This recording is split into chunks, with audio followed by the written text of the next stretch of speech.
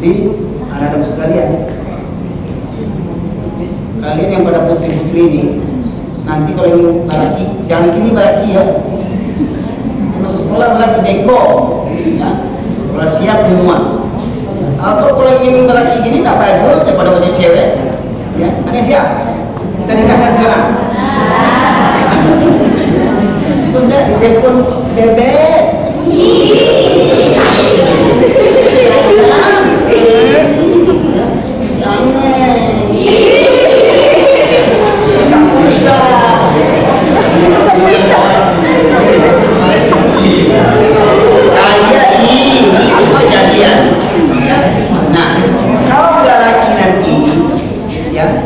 Cari lagi itu jangan di kedai kopi, jangan di kafe, jangan di bawah RI, jangan di pasar. Kalau jangan apa di online ya. Di online gambarnya asli, tengok mukanya bulu-bulu rupanya. Ya.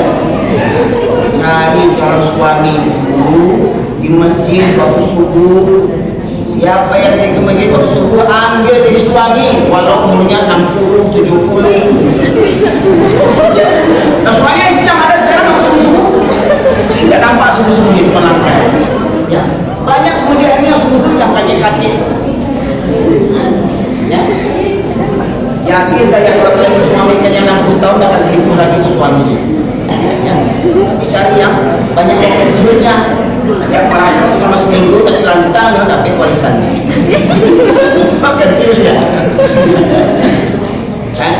Nah, jadi orang kafir itu, orang Yahudi itu takkan gentar kepada umat Islam walaupun jumlahnya banyak, tetapi ketika mereka melihat masjid kaum muslimin waktu subuh tidak seramai seperti waktu sholat Jumat, berarti mereka mengetahui umat Islam yang itu lemah. Maknanya apa?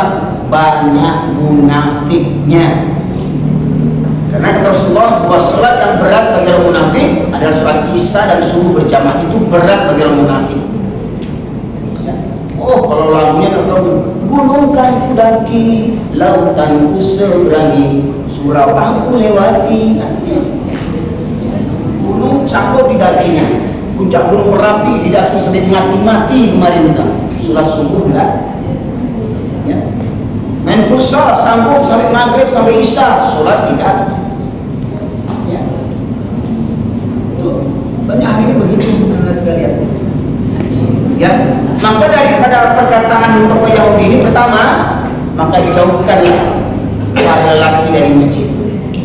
Yang kedua, seorang Perdana Menteri Inggris di tahun 1800-an bernama William Ewart Gladstone. Ya, ini saya tanya ya, kalau nggak bisa menjawab di awas nanti. Siapa namanya tadi? William Gladstone. William Silverstone. William Ewart Gladstone. Ya, William Ewart Gladstone, seorang Perdana Menteri Inggris tahun 1800-an mengatakan, kita tidak akan bisa menguasai negeri-negeri kaum muslimin selagi para pemudanya masih mencintai Al-Quran di hatinya. Selagi para pemuda-pemudi cinta kepada Al-Quran, ada Al-Quran di hatinya, maka negeri kaum muslimin itu tidak akan bisa dijajah. Maka ketika sebelum Andalusia diperangi, ya, ada mata-mata orang Nasrani, salibis, tentara salib mengirimkan mata-matanya. Ketika dia datang ke negeri kaum muslimin, dilihatnya ada anak kecil yang menangis. Kenapa kau menangis, nak? Panahku tidak tepat sasaran. Ya, karena di antara 3 olahraga sunnah dalam Islam itu yang dianjurkan Rasulullah itu mana? Berkuda, berenang. Anak ini belajar memanah.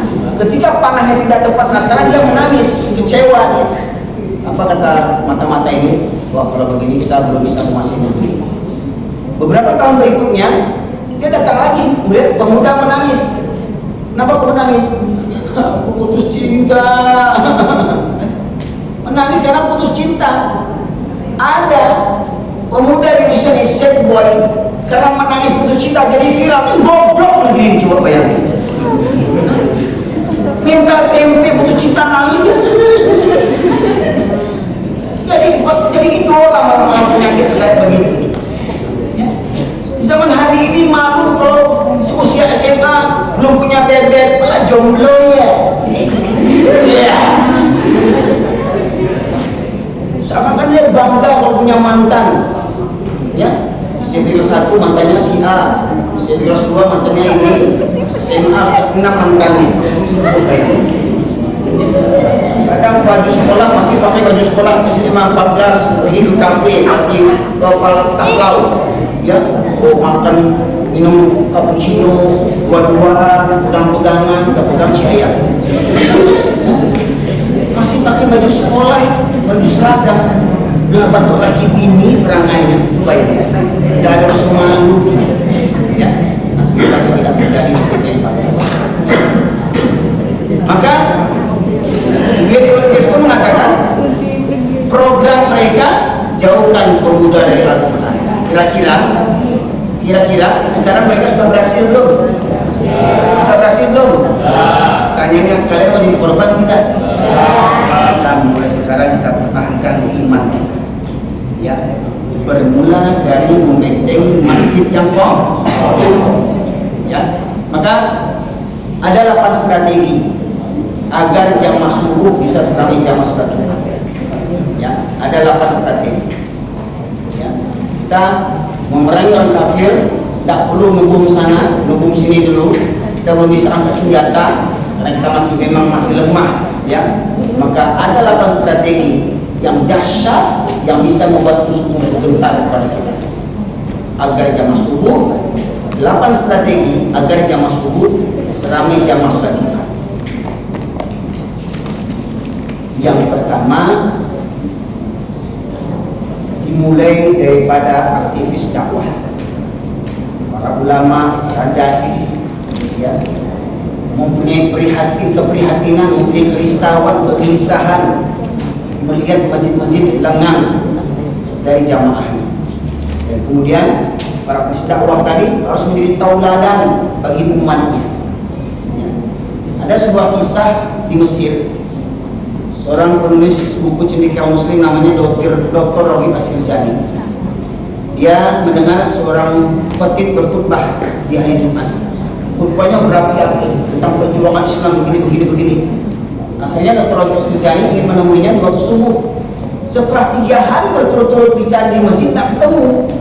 Akhirnya dia bertanya kepada sebagian jamaah, Ustadz yang ceramah kemarin itu rumahnya di mana? Oh, rumahnya itu dekat masjid. Kemudian dia ketuk rumahnya. Dia bertanya, Ustaz, saya bersemangat mendengar ceramah Ustaz. Saya ingin belajar berdialog dengan Ustaz bagaimana cara kita membangkitkan Islam. Tapi 3 hari saya cari Ustaz di masjid tidak ketemu. Apakah Ustaz sakit? Apa kata Ustaznya? Oh enggak, karena saya sering pengajian malam, saya pulang larut malam, akhirnya saya kesiangan. Ustaznya ceramah kemana-mana tapi subuhnya kesiangan. Ceritanya berapi-api, perjuangan jihad begini, subuh kesiangan, langsung hilang nafsu Dr. Rohib Asirjani untuk berdialog kepada dia. Ini gak ada tadi baca rumah ini bersamanya. Ya. Yang pertama, hendaknya para aktivis dakwah memiliki kepedulian, keprihatinan akan kosongnya jamaah subuh, dan hendaknya dia menjadi contoh tauladan dan umat yang menggerakkan dan memotivasi. Yang kedua, tanamkan pada setiap pribadi muslim tentang keutamaan sholat berjamaah. Tanamkan pada setiap pribadi muslim tentang keutamaan sholat berjamaah, terutama subuh. Di mana di antara keutamaan sholat subuh berjamaah itu, di antara azan dan qomat ada keutamaan sholat sunnah fajar. Yang 2 rakaat sholat sunnah fajar itu lebih baik daripada dunia dan isinya. Lebih baik daripada dunia dan isinya. Surat apa itu? Surat apa itu? Surat apa namanya tadi? Surat apa namanya? Nah, surat sunnah fajar. Iya, surat sunnah fajar 2. Namanya lebih baik daripada dunia. Kamu sekolah supaya apa? Dapat ijazah? Benar, dapat ilmu kan ijazah.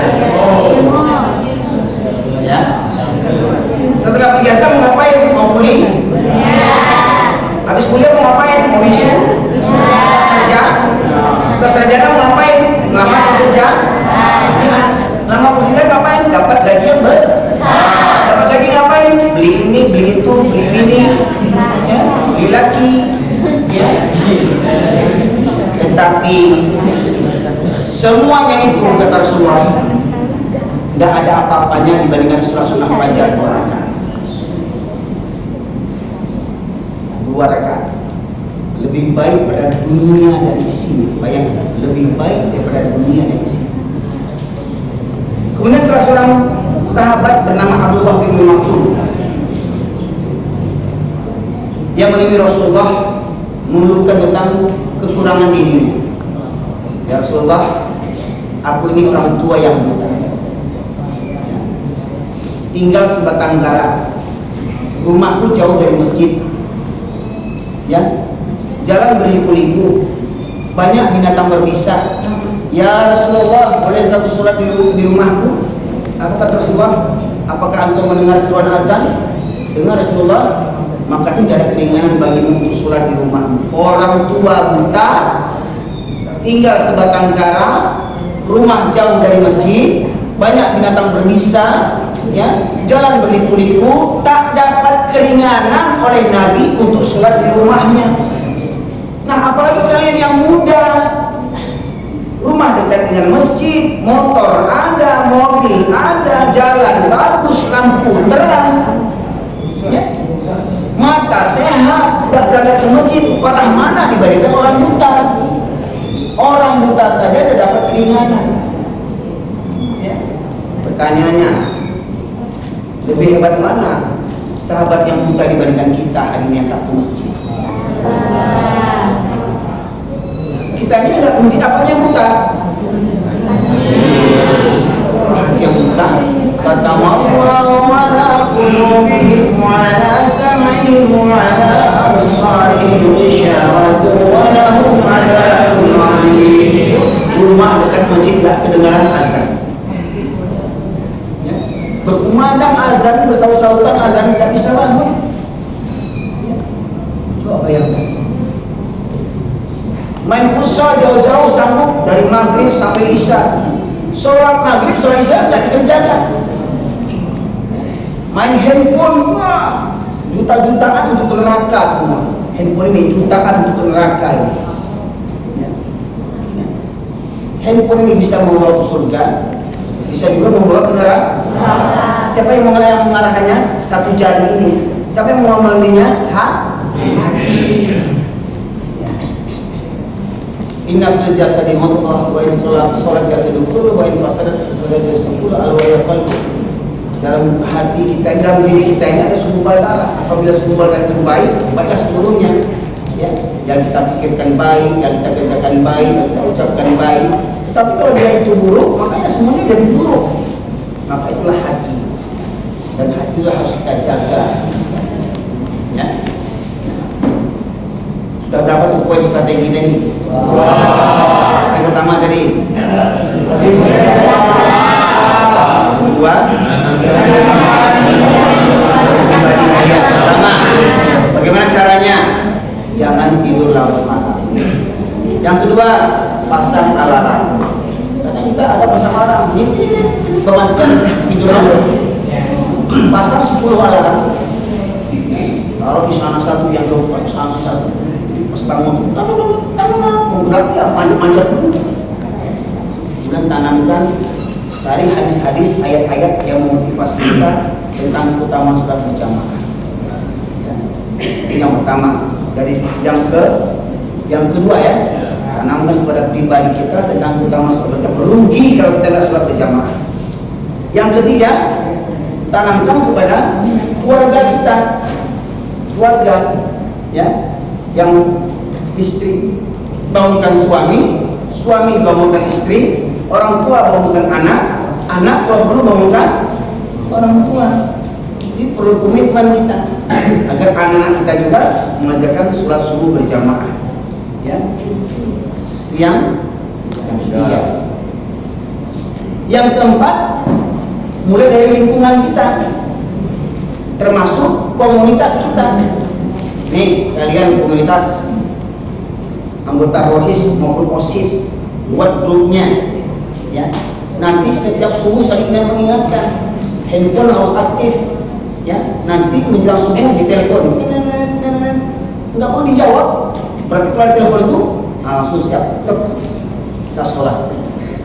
Atau kalau perlu kita berkomunitas pejuang subuh, ya, baik ke subuh, ya, setiap subuh itu naik sepeda motor from mosque to mosque, dari masjid ke masjid, ya.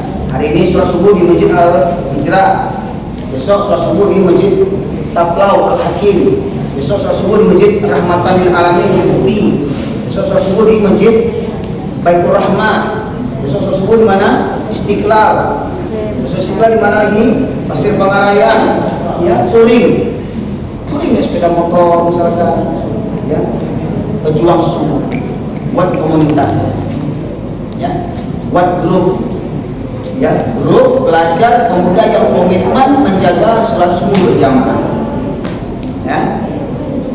Kemudian berikutnya, ini berikutnya lembaga pendidikan. Ya, lembaga pendidikan, lihat anak-anak sekalian, sungguh miris melihat persekolahan hari ini. Dulu semasa saya sekolah, ditempelin saya sama guru, ditempelin tidak berani saya lapor sama orang tua.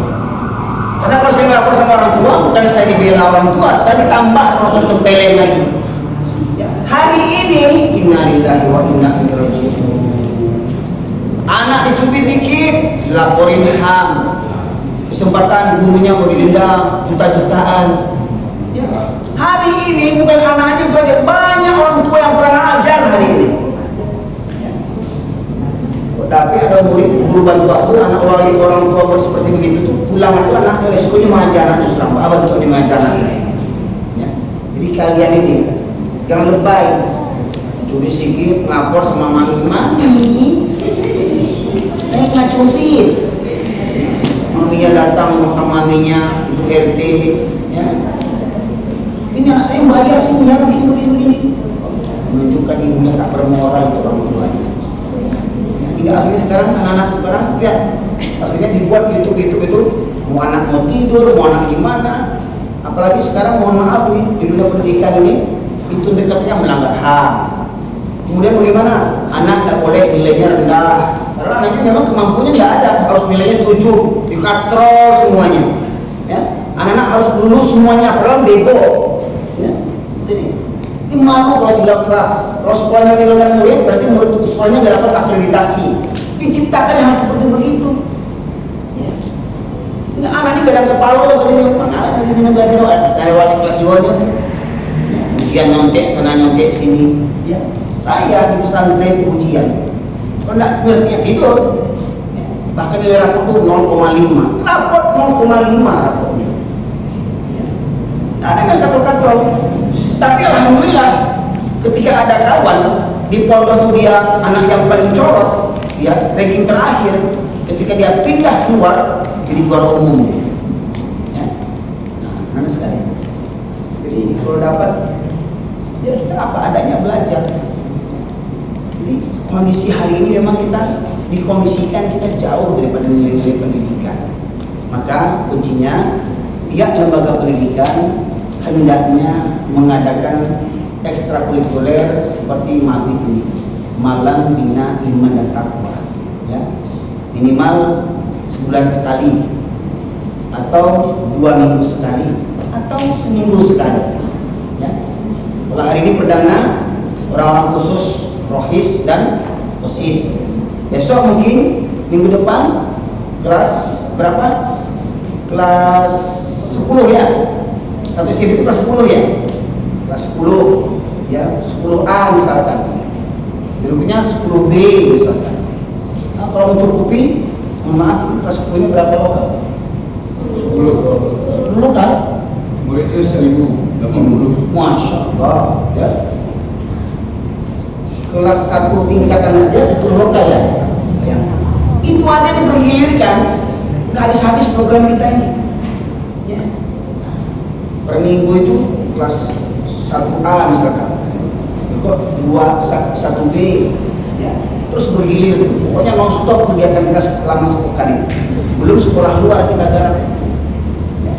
Ini kalau dapat sebelum kita garap sekolah luar, posisi ini yang hari ini garap kawan-kawannya dulu, apakah adik kelasnya, rekan sekelasnya, ya kita buat program mati ini, ya.